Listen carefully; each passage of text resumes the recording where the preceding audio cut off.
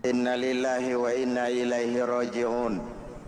Kita lihat sajalah para petinggi kita sekarang bagaimana menyikapi hukum.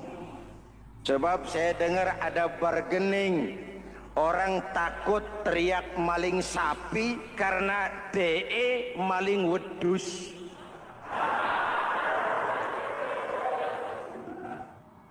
Tidak berani teriak ada maling sapi karena dia maling kambing. Yang lain maling ayam, dikumpulin ternyata maling semua.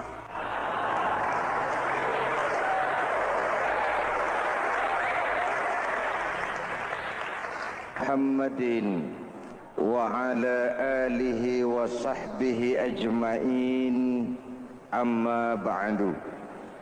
Hadirin hadirat ma'asyiral muslimin yang saya cintai, ada sebuah cerita pendek. Seorang pengendara sepeda motor ditangkap oleh Pak Polisi, lalu diperiksa. Ini motor siapa? Pinjam Pak. Helm? Pinjam. SIM? Pinjam. Kata Pak Polisi, tidak boleh begini. Marah yang naik sepeda motor. Pak Polisi bagaimana? Kok tidak boleh? Yang punya saja bilang boleh.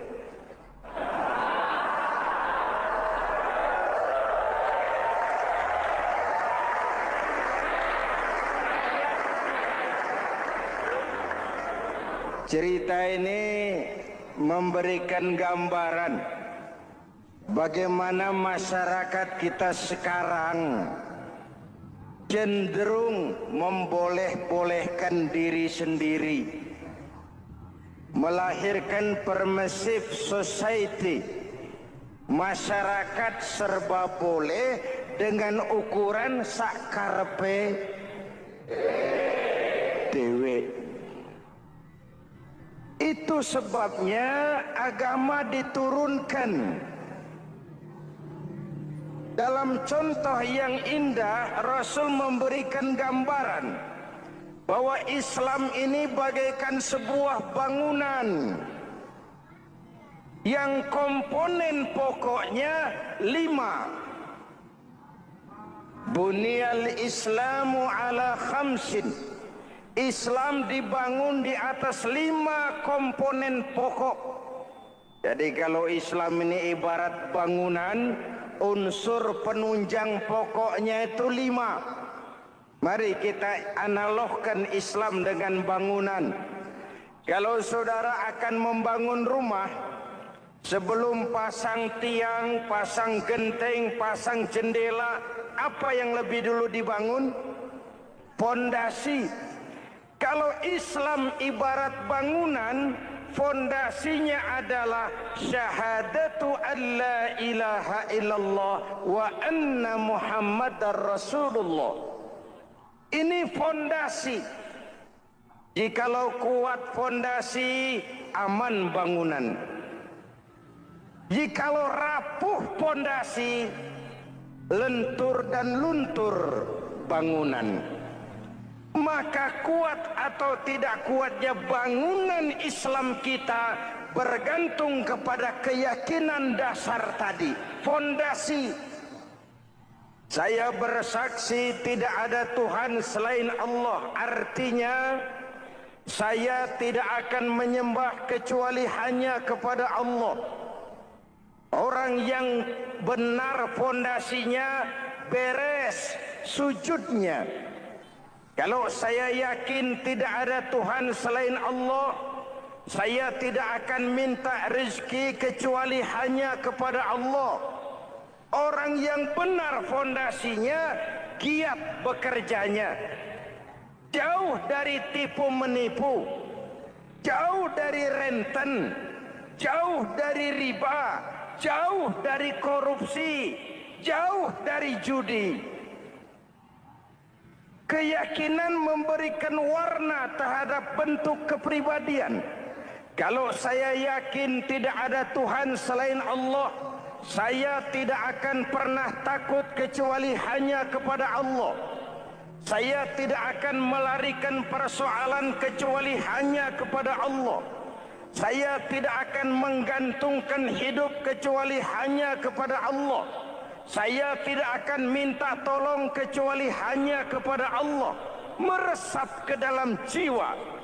Untuk keyakinan seperti ini, orang-orang tua kita dahulu berlinang air mata, bersimbah darah, bahkan berkorban nyawa, melaksanakan hijrah untuk mempertahankan keyakinan.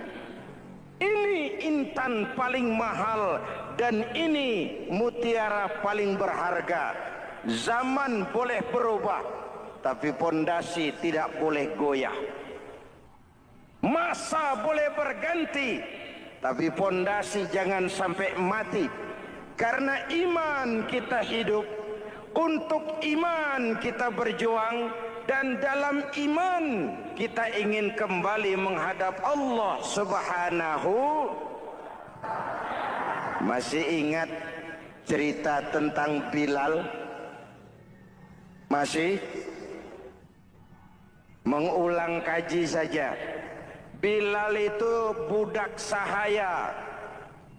Ketika masuk Islam, dipanggil oleh majikannya. Bilal, ya bos, saya dengar kamu masuk Islam ya?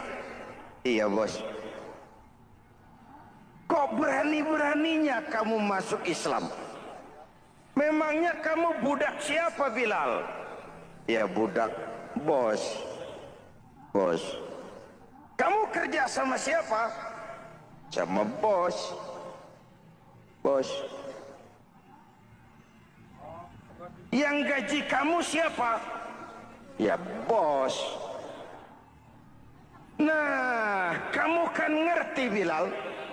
Kamu budak saya, kamu kerja dengan saya, yang gaji kamu saya, yang beri makan saya. Kenapa? Kok beraninya masuk Islam padahal kamu belum saya kasih izin? Bos, bos boleh beli badan saya, tapi jangan mimpi bisa membeli jiwa saya. Tuhan boleh kuasai badan saya, tapi jangan mimpi bisa menguasai keyakinan saya. Saya memang benar Tuhan yang gaji, tapi kan saya digaji, saya kerja.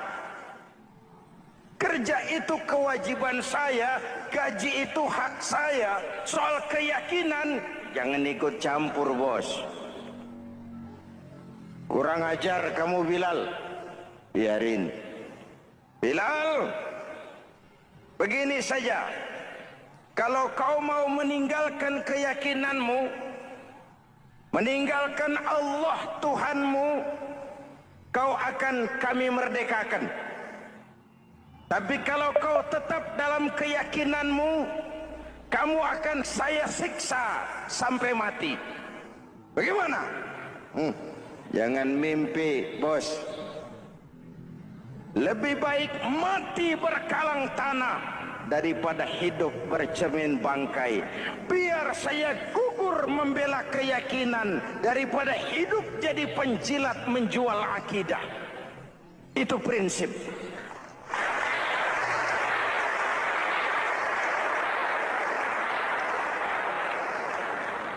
Gendeng kamu. Ayo, siksa. Tangannya diikat, dihimpit dengan batu berat, dijemur dengan terik matahari padang pasir, terkelupas kulitnya, mengalir darah dari sekujur badannya, pecah bibirnya. Ayo Bilal, tetap bertuhan Allah dan kau akan mati di sini, atau kembali ke agama lama, kau jadi merdeka. Dari bibir yang pecah itu cuma keluar Allahu Ahad. Bilal, budak badannya, merdeka jiwanya, maka namanya ditulis dengan tinta emas dalam sejarah. Kita zaman sekarang merdeka badan kita, tapi sering budak mental dan jiwa kita, maka sejarah tidak pernah mau mencatat kita.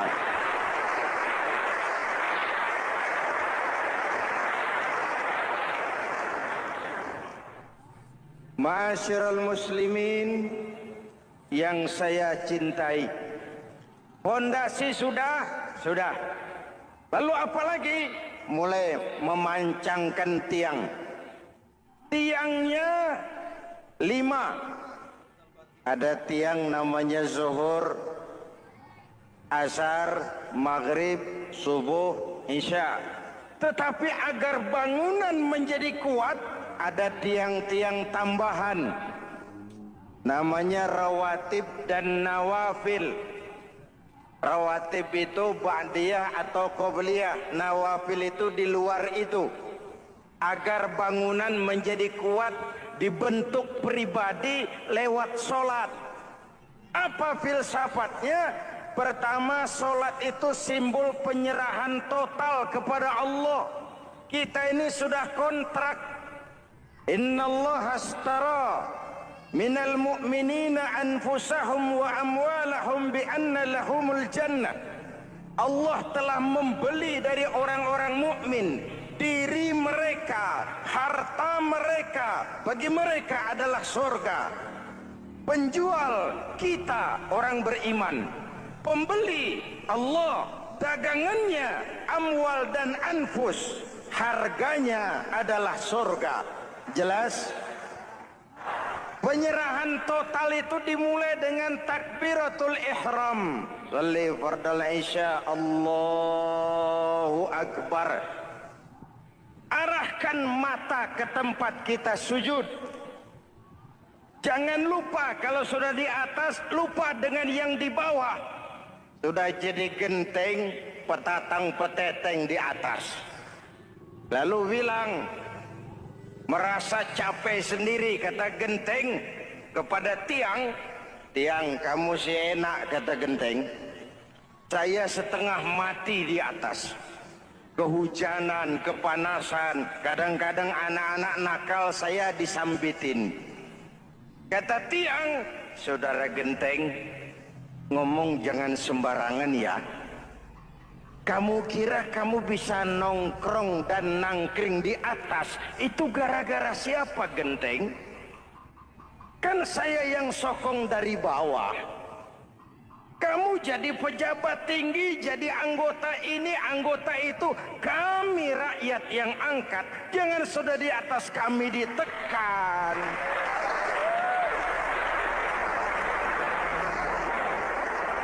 Jangan agama dijadikan topeng untuk kepentingan pribadi. Berpolitik untuk kepentingan agama, ayo. Tapi menjual agama untuk kepentingan politik, itu yang merusak agama.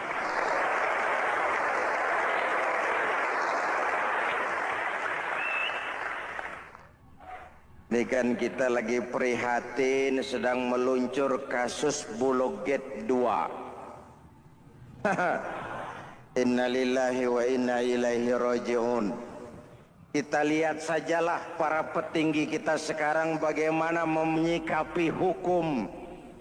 Sebab saya dengar ada bargaining. Orang takut teriak maling sapi karena DE maling wedus.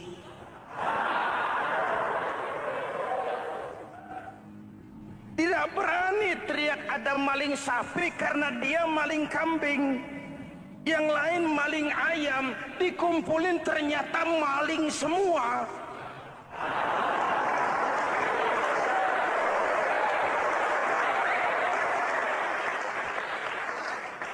Hadirin yang saya hormati, ini melukai rasa keadilan.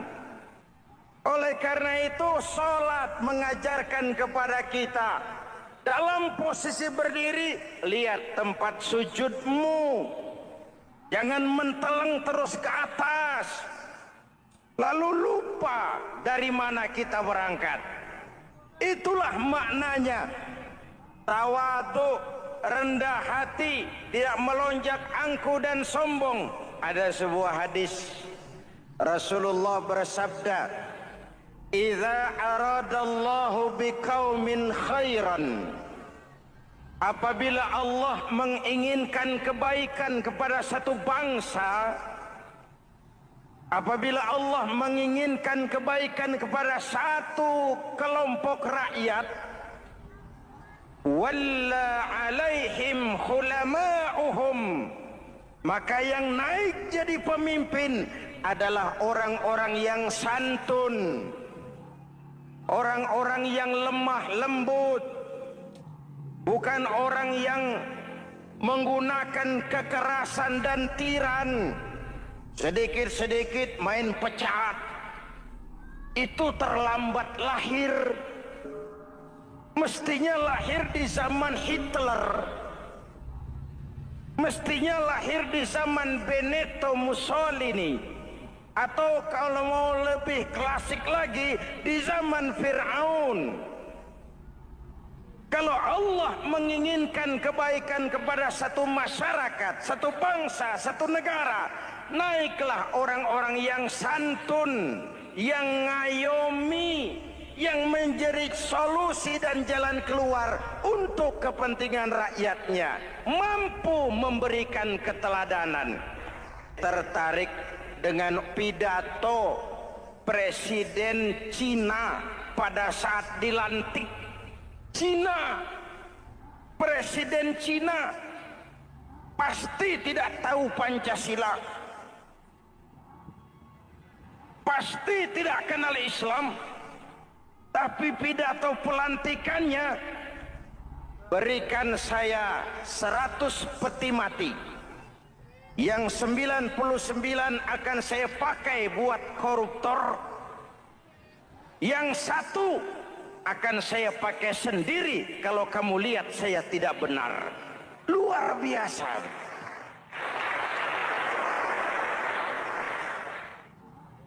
Yang diperlukan sekarang ini keteladanan. Hulama'uhum, sikap ngayomi, mencari jalan keluar, bukan memamerkan kekuasaan, memamerkan kekuatan, arogansi, menghormati perbedaan. Itu ciri demokrasi. Lalu wa qada bainahum ulama'uhum, yang memutuskan hukum adalah pakarnya, ulamanya, mengambil keputusan secara profesional sehingga rakyat beroleh apa yang namanya kepastian hukum, merasa hidup terlindungi, aman dan nyaman. Lalu yang ketiga, wa ja'alal mala fi askhiyaihim, peredaran harta, pergerakan ekonomi berada di tangan orang-orang yang pemurah, yang tidak mau kaya sendiri, tidak mau senyum di atas penderitaan orang lain, menari di atas bangkai saudaranya. Hadirin yang saya hormati, ini cirinya. Tapi sebaliknya kata Nabi, wa idza aradallahu biqaumin syarran, apabila Allah menghendaki kejelekan, keburukan bagi satu bangsa, walla alaihim sufahauhum, yang naik jadi pemimpin orang-orang durjana, orang-orang kurang ajar, tapi dipoles dengan topeng yang bagus.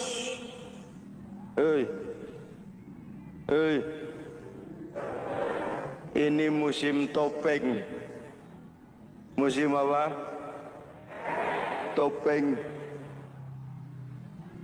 Topeng itu apa perlunya? Menyembunyikan wajah asli. Sekarang ini Dracula berwajah Arjuna. Ini musim topeng. Kita rakyat harus hati-hati dan punya filter. Mampu memilah dan memilih. Walla alaihim sufaha'uhum wa qada bainahum juhaluhum. Yang memutuskan hukum, yang mengambil keputusan orang-orang bodoh. Wa ja'alal mala fi bukhalaihim. Peredaran harta, peredaran ekonomi jatuh di tangan orang-orang yang bakhil, yang tidak punya konsep menciptakan kemakmuran yang merata bagi seluruh rakyat Indonesia.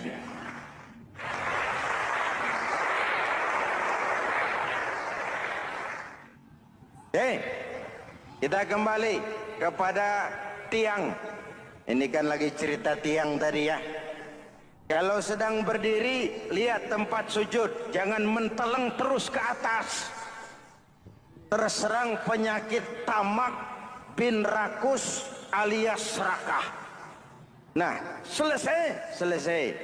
Anggota badan yang paling terhormat ini kepala. Ketika sujud, sama rendahnya dengan telapak kaki. Allahu Akbar, yang besar cuma Allah.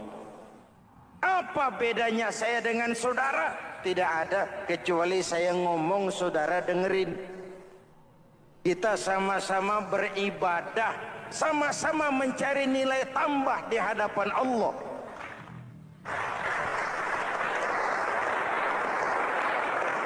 Apa saya lebih penting dari saudara? Belum tentu. Apa saya lebih hebat dari saudara? Belum tentu. Perasaan lebih penting, lebih hebat, lebih jago setan. Jelas? Ayo tundukkan kepala. Dia sama rendahnya dengan telapak kaki kita. Yang besar cuma Allah. Allahu Akbar. Lalu diakhiri dengan menebarkan salam. Assalamualaikum warahmatullah. Assalamualaikum warahmatullah. Menebarkan salam. Mewujudkan rasa aman, damai, bukan menimbulkan keresahan. Hadirin yang saya hormati, ini karakteristik kita. Selesai sholat, kembali ke masyarakat, ajaran salam diterjemahkan. Apa?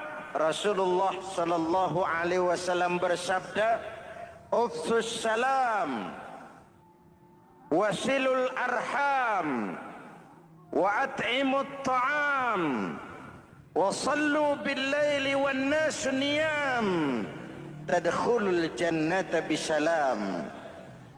Pertama, ufsus salam, tebarkan salam. Tebarkan salam itu bukan cuma kalau ketemu orang assalamualaikum, assalamualaikum. Iya, itu zahirnya.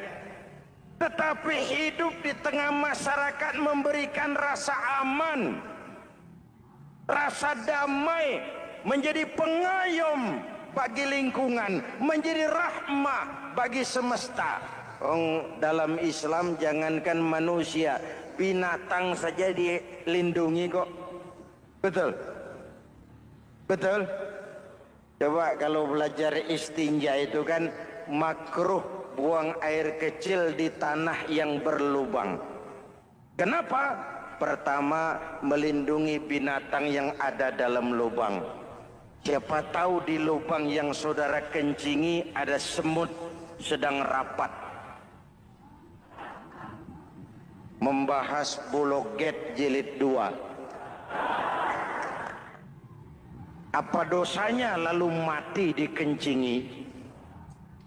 Ini namanya rahmatan lis semut.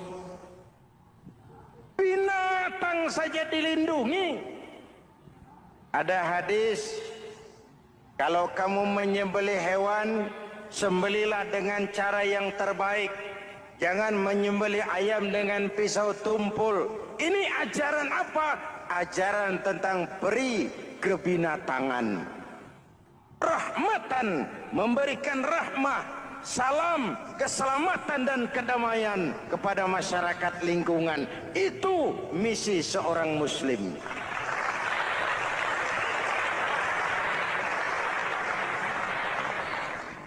Hadirin hadirat ma'asyiral muslimin yang saya cintai, saya kembali kepada pesan Nabi tadi itu. Pertama, ufsus salam, sebarkan salam. Sekarang ini kan yang banyak sebarkan isu, sebarkan fitnah, hancurkan nama baik orang, hantam orang di mana-mana. Padahal yang diajarkan ufsus salam, sebarkan perdamaian, bukan permusuhan. Cari kebenaran, bukan kemenangan. Lalu yang kedua, wasilul arham, sambungkan silaturahmi, tegakkan semangat kekeluargaan dan persaudaraan. Karena kita sudah diikat dengan tali akidah. Mari kita saling bertanya setelah lewat hari-hari yang dimana kita seperti saling berhadapan, seperti tercabut dari akar budaya kita sebagai bangsa.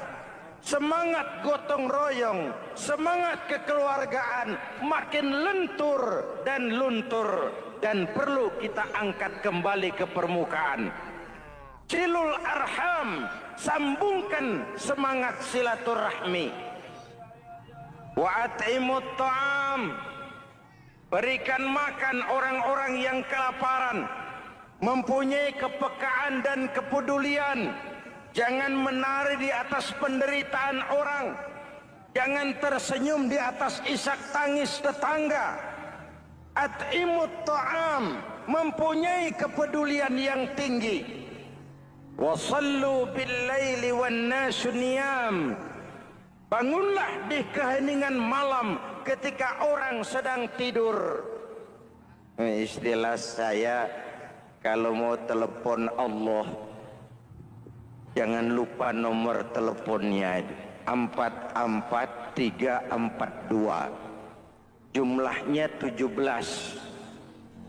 Zuhur, asar, maghrib, isya, subuh 44342. Jangan ragu-ragu, kalau angka cukup, telepon sambung. Kalau angka kurang, hati-hati salah sambung.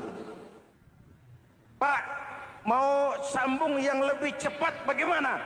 Bisa, selain nomor itu, coba pakai sambungan langsung jarak jauh.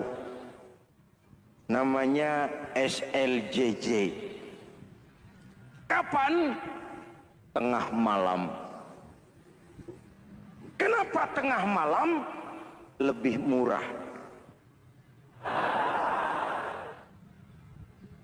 Lebih murah.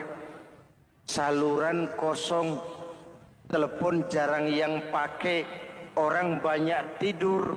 Wa minal laili fatahajjad bihi nafilatan lak, asa ayyab'athaka rabbuka maqaman mahmuda. Nun, di keheningan malam bangun. Seperti bapak-bapak, ibu sering bangun tengah malam ya Bu? Ya. Ngapain? Kalau bangun tengah malamnya sih saya percaya, cuma urusannya apa? Kira bangun tengah malam mau tahajud, malaikat sudah mau nulis, cuma buang air kecil, tidur lagi. Hampir salah tulis saya.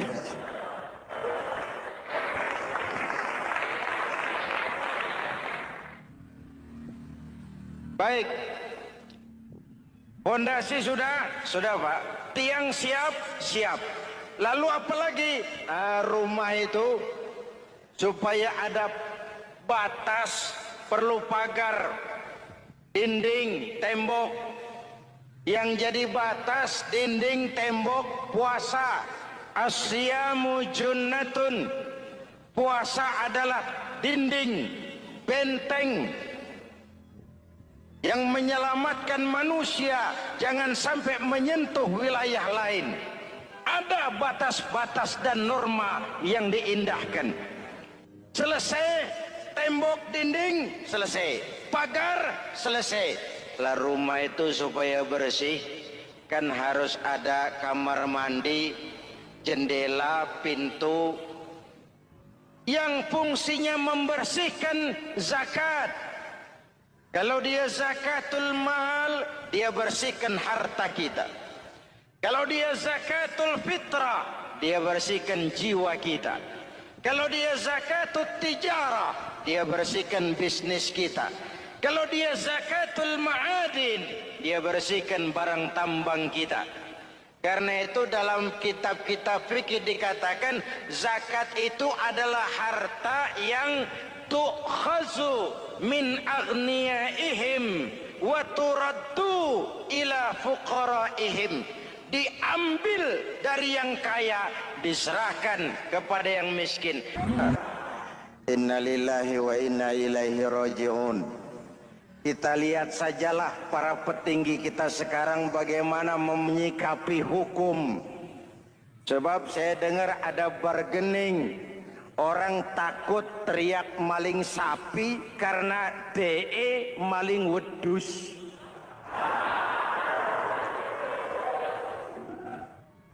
Tidak berani teriak ada maling sapi karena dia maling kambing. Yang lain maling ayam, dikumpulin ternyata maling semua.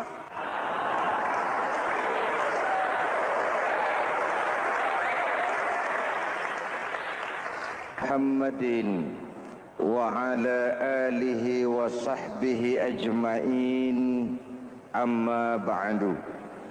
Hadirin hadirat ma'asyiral muslimin yang saya cintai. Ada sebuah cerita pendek. Seorang pengendara sepeda motor ditangkap oleh Pak Polisi, lalu diperiksa. Ini motor siapa? Pinjam Pak. Helm? Pinjam. SIM? Pinjam. Kata Pak Polisi, tidak boleh begini. Marah yang naik sepeda motor. Pak Polisi bagaimana? Kok tidak boleh? Yang punya saja bilang boleh.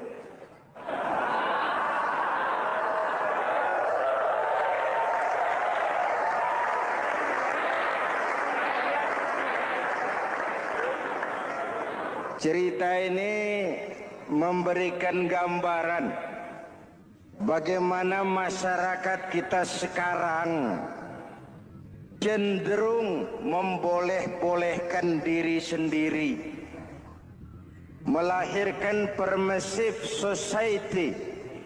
Masyarakat serba boleh dengan ukuran sakarepe dewe. Itu sebabnya agama diturunkan. Dalam contoh yang indah, Rasul memberikan gambaran bahwa Islam ini bagaikan sebuah bangunan yang komponen pokoknya 5. Bunyal Islamu ala khamsin. Islam dibangun di atas 5 komponen pokok. Jadi kalau Islam ini ibarat bangunan, unsur penunjang pokoknya itu 5. Mari kita analogkan Islam dengan bangunan.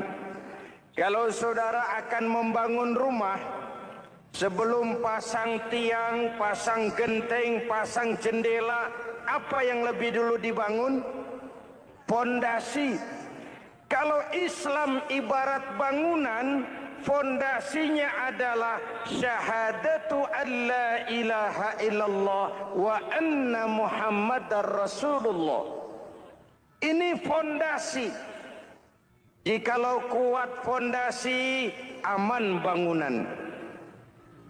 Jikalau rapuh fondasi, lentur dan luntur bangunan. Maka kuat atau tidak kuatnya bangunan Islam kita bergantung kepada keyakinan dasar tadi, fondasi. Saya bersaksi tidak ada Tuhan selain Allah, artinya saya tidak akan menyembah kecuali hanya kepada Allah. Orang yang benar fondasinya beres sujudnya.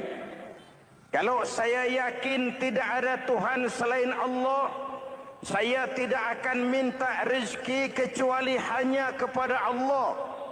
Orang yang benar fondasinya, giat bekerjanya. Jauh dari tipu menipu, jauh dari renten, jauh dari riba, jauh dari korupsi, jauh dari judi. Keyakinan memberikan warna terhadap bentuk kepribadian. Kalau saya yakin tidak ada Tuhan selain Allah, saya tidak akan pernah takut kecuali hanya kepada Allah. Saya tidak akan melarikan persoalan kecuali hanya kepada Allah. Saya tidak akan menggantungkan hidup kecuali hanya kepada Allah. Saya tidak akan minta tolong kecuali hanya kepada Allah. Meresap ke dalam jiwa. Untuk keyakinan seperti ini, orang-orang tua kita dahulu berlinang air mata, bersimbah darah, bahkan berkorban nyawa, melaksanakan hijrah untuk mempertahankan keyakinan. Ini intan paling mahal dan ini mutiara paling berharga. Zaman boleh berubah, tapi pondasi tidak boleh goyah. Masa boleh berganti, tapi pondasi jangan sampai mati. Karena iman kita hidup, untuk iman kita berjuang, dan dalam iman kita ingin kembali menghadap Allah Subhanahu. Masih ingat cerita tentang Bilal? Masih? Mengulang kaji saja. Bilal itu budak sahaya. Ketika masuk Islam, dipanggil oleh majikannya. Bilal, ya bos, saya dengar kamu masuk Islam ya? Iya bos. Kok berani-beraninya kamu masuk Islam? Memangnya kamu budak siapa Bilal?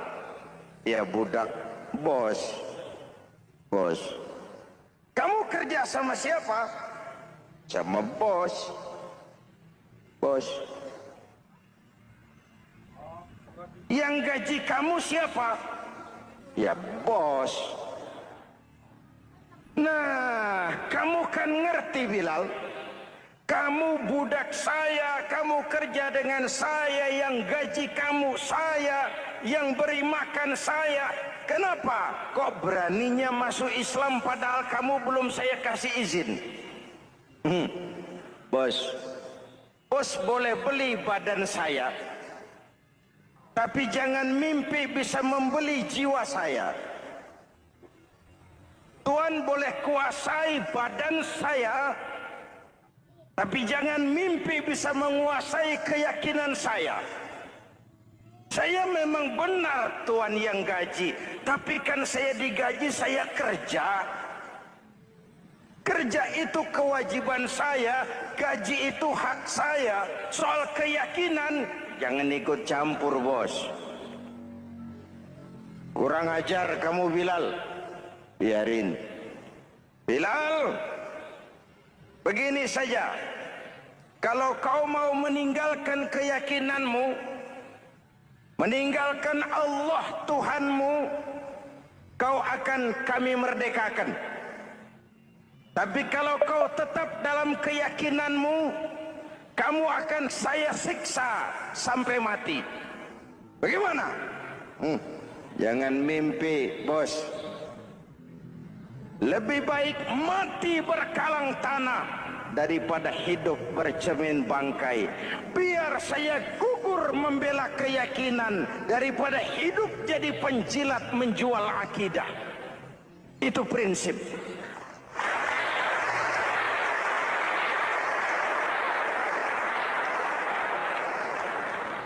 Gendeng kamu. Ayo, siksa.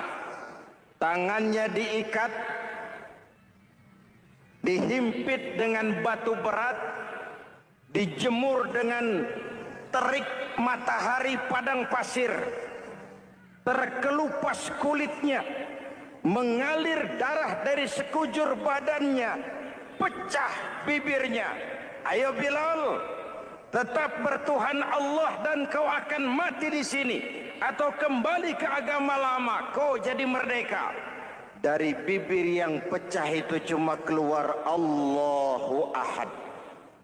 Bilal budak badannya, merdeka jiwanya, maka namanya ditulis dengan tinta emas dalam sejarah. Kita zaman sekarang merdeka badan kita, tapi sering budak mental dan jiwa kita, maka sejarah tidak pernah mau mencatat kita.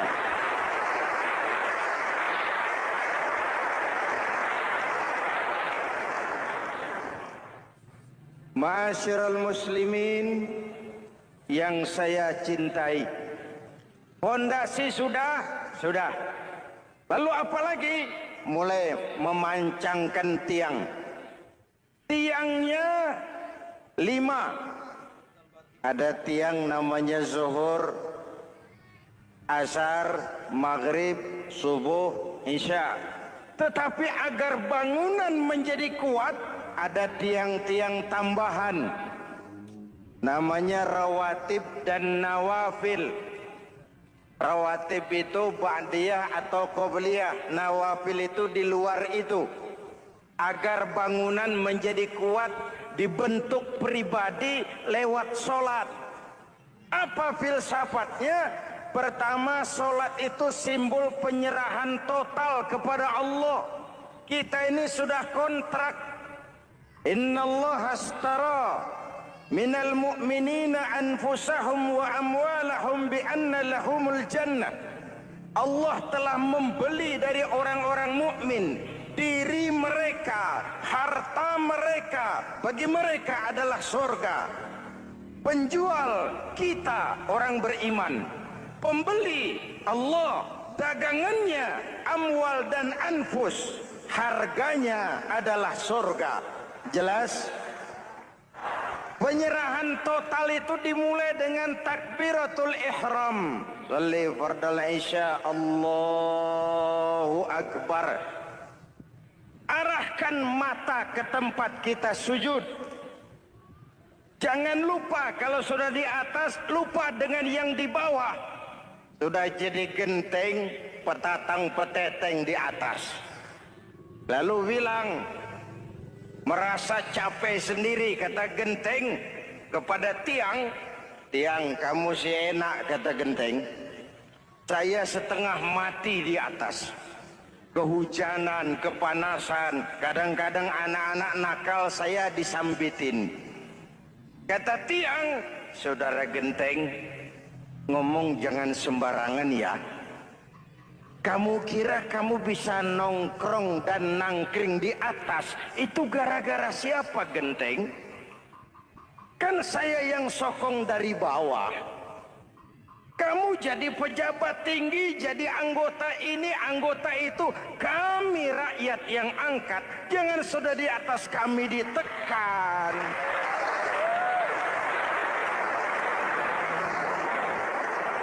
Jangan agama dijadikan topeng untuk kepentingan pribadi. Berpolitik untuk kepentingan agama, ayo.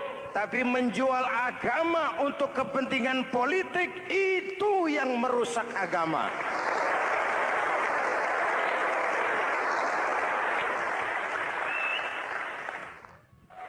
Ini kan kita lagi prihatin sedang meluncur kasus Bulog Gate 2.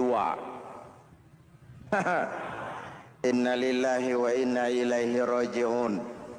Kita lihat sajalah para petinggi kita sekarang bagaimana menyikapi hukum. Sebab saya dengar ada bargaining.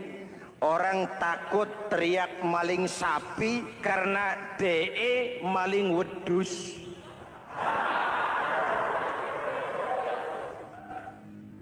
Tidak berani teriak ada maling sapi karena dia maling kambing. Yang lain maling ayam, dikumpulin ternyata maling semua.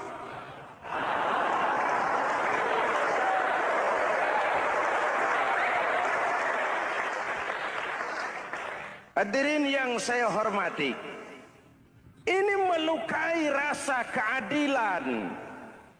Oleh karena itu, sholat mengajarkan kepada kita dalam posisi berdiri, lihat tempat sujudmu, jangan menteleng terus ke atas lalu lupa dari mana kita berangkat. Itulah maknanya tawadhu, rendah hati, tidak melonjak angku dan sombong. Ada sebuah hadis Rasulullah bersabda, "Idza aradallahu biqaumin khairan." Apabila Allah menginginkan kebaikan kepada satu bangsa, apabila Allah menginginkan kebaikan kepada satu kelompok rakyat, walla alaihim khulama'uhum, maka yang naik jadi pemimpin adalah orang-orang yang santun, orang-orang yang lemah lembut, bukan orang yang menggunakan kekerasan dan tiran. Sedikit-sedikit main pecat, itu terlambat lahir. Mestinya lahir di zaman Hitler, mestinya lahir di zaman Benito Mussolini, atau kalau mau lebih klasik lagi di zaman Fir'aun. Kalau Allah menginginkan kebaikan kepada satu masyarakat, satu bangsa, satu negara, naiklah orang-orang yang santun, yang ngayomi, yang menjadi solusi dan jalan keluar untuk kepentingan rakyatnya, mampu memberikan keteladanan. Tertarik dengan pidato Presiden Cina pada saat dilantik. Cina, Presiden Cina pasti tidak tahu Pancasila, pasti tidak kenal Islam, tapi pidato pelantikannya, berikan saya 100 peti mati, yang 99 akan saya pakai buat koruptor, yang satu akan saya pakai sendiri kalau kamu lihat saya tidak benar. Luar biasa.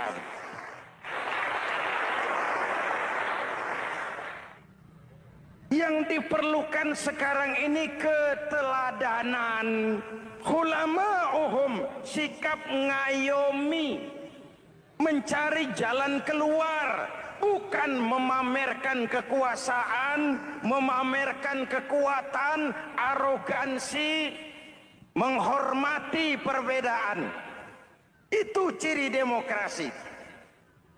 Lalu wa qada bainahum ulama'uhum, yang memutuskan hukum adalah pakarnya, ulamanya, mengambil keputusan secara profesional sehingga rakyat beroleh apa yang namanya kepastian hukum, merasa hidup terlindungi, aman dan nyaman. Lalu yang ketiga, wa ja'alal mala fi askhiyaihim, peredaran harta, pergerakan ekonomi berada di tangan orang-orang yang pemurah, yang tidak mau kaya sendiri, tidak mau senyum di atas penderitaan orang lain, menari di atas bangkai saudaranya. Hadirin yang saya hormati, ini cirinya.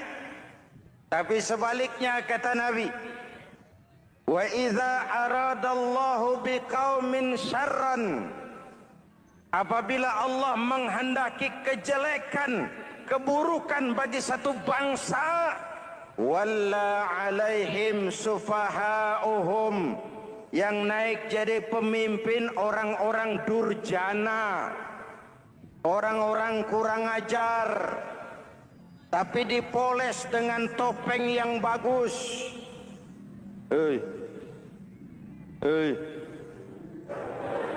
Ini musim topeng. Musim apa? Topeng. Topeng itu apa perlunya? Menyembunyikan wajah asli. Sekarang ini Dracula berwajah Arjuna. Ini musim topeng. Kita rakyat harus hati-hati dan punya filter, mampu memilah dan memilih.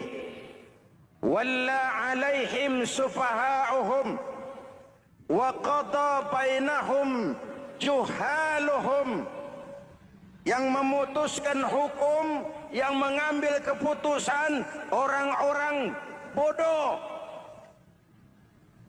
Wa ja'alal mala fi bukhalaihim, peredaran harta, peredaran ekonomi jatuh di tangan orang-orang yang bakhil, yang tidak punya konsep menciptakan kemakmuran yang merata bagi seluruh rakyat Indonesia.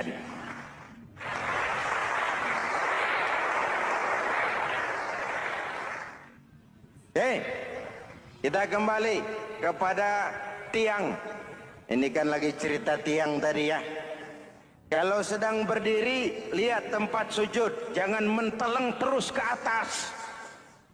Terserang penyakit tamak bin rakus alias serakah. Nah, selesai. Anggota badan yang paling terhormat ini kepala. Ketika sujud, sama rendahnya dengan telapak kaki. Allahu Akbar, yang besar cuma Allah.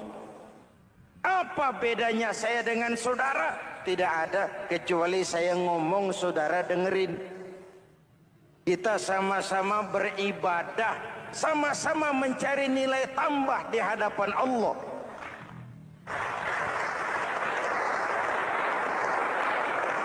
Apa saya lebih penting dari saudara? Belum tentu.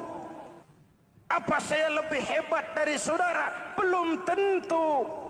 Perasaan lebih penting, lebih hebat, lebih jago setan.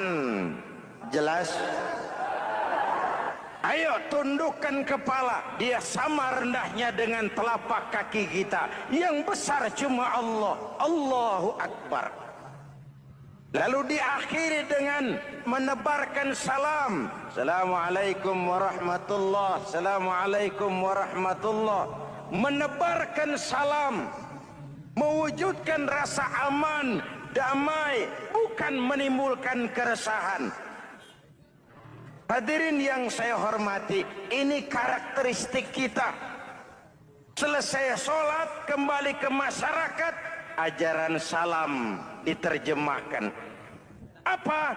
Rasulullah sallallahu alaihi wasallam bersabda, "Ufsus salam, wasilul arham, wa at'imut ta'am, wa sallu bil laili wan nas niyam, tadkhulul jannata bisalam." Pertama, ufsus salam, tebarkan salam. Tebarkan salam itu bukan cuma kalau ketemu orang, Assalamualaikum, Assalamualaikum. Iya, itu zahirnya. tetapi hidup di tengah masyarakat memberikan rasa aman, rasa damai, menjadi pengayom bagi lingkungan, menjadi rahmah bagi semesta. Dalam Islam jangankan manusia, binatang saja dilindungi kok. Betul? Betul? Coba kalau belajar istinja itu kan makruh buang air kecil di tanah yang berlubang. Kenapa? Pertama, melindungi binatang yang ada dalam lubang. Siapa tahu di lubang yang saudara kencingi ada semut sedang rapat membahas Bologet jilid 2. Apa dosanya lalu mati dikencingi? Ini namanya rahmatan lis semut. Binatang saja dilindungi. Ada hadis, kalau kamu menyembelih hewan, sembelilah dengan cara yang terbaik. Jangan menyembelih ayam dengan pisau tumpul. Ini ajaran apa? Ajaran tentang peri kebinatangan.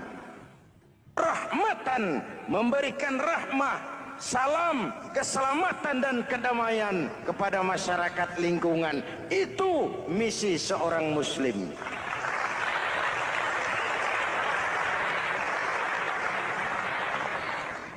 Hadirin hadirat ma'asyiral muslimin yang saya cintai, saya kembali kepada pesan Nabi tadi itu. Pertama, ufsus salam, sebarkan salam.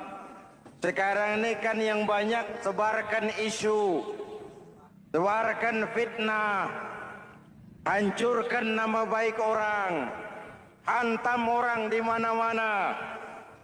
Padahal yang diajarkan ufsus salam, sebarkan perdamaian, bukan permusuhan. Cari kebenaran, bukan kemenangan. Lalu yang kedua, wasilul arham, sambungkan silaturahmi, tegakkan semangat kekeluargaan dan persaudaraan. Karena kita sudah diikat dengan tali akidah.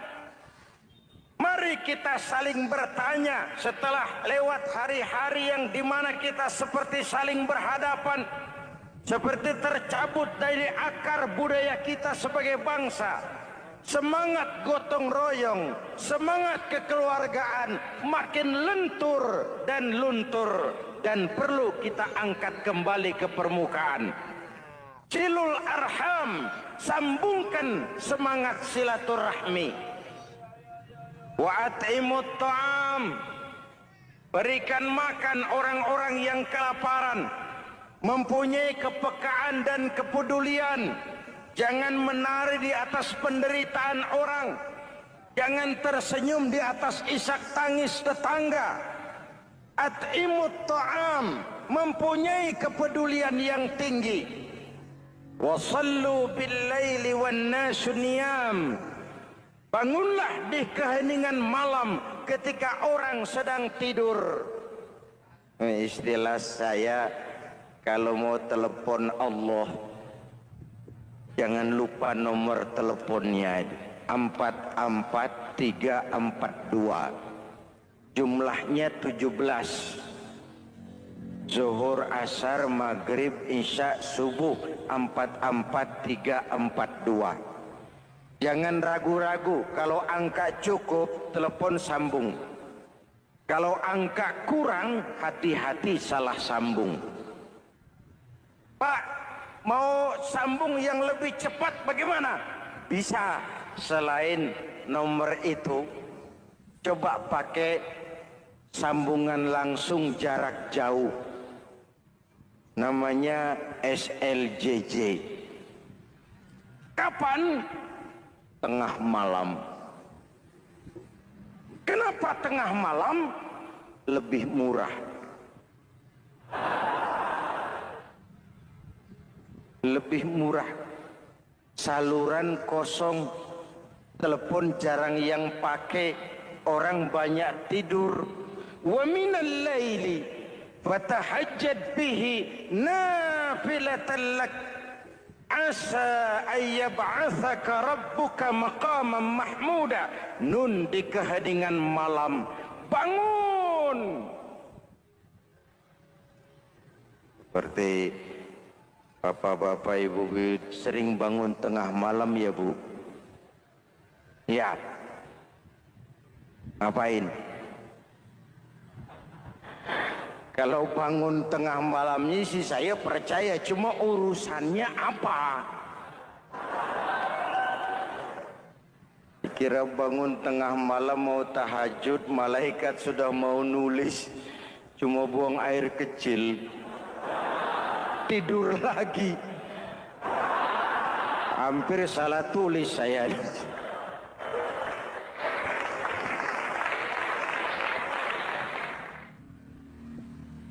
Baik,